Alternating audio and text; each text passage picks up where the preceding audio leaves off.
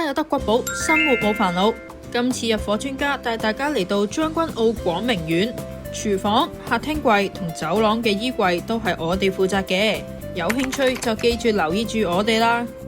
廚房用咗明亮型格嘅現代風，喺門口位置新增咗一個儲物櫃，主要擺放清潔嘅用品，而且知道客人嘅生活習慣，預留咗大少少嘅位置擺放吸塵機。進入煮食嘅空間，上方嘅櫃用咗白色，最特別就係呢個 L 型嘅櫃位，可以提升好多嘅儲物地方。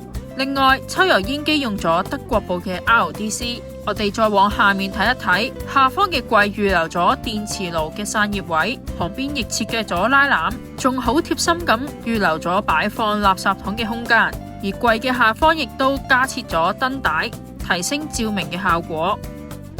去到客廳玄關嘅位置，用咗拼色嘅方法做咗兩組櫃，墨綠色拼木紋飾，營造咗一種溫柔雅致嘅氣息，同時都唔會浪費空間。分咗換鞋區、儲物區同埋裝飾區。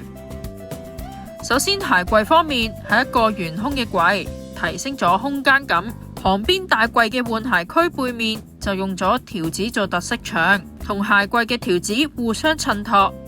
而喺儲物區入面，客人仲好細心，用唔同嘅儲物籃去做分類。旁邊嘅開放式櫃位就用嚟放書同埋裝飾品。而進入房間之前嘅走廊就做咗一個走廊嘅櫃，做咗8尺嘅茶色玻璃衣櫃，當一個大型嘅衣帽間用，可以提升私隱度嘅同時，亦都提升咗空間感。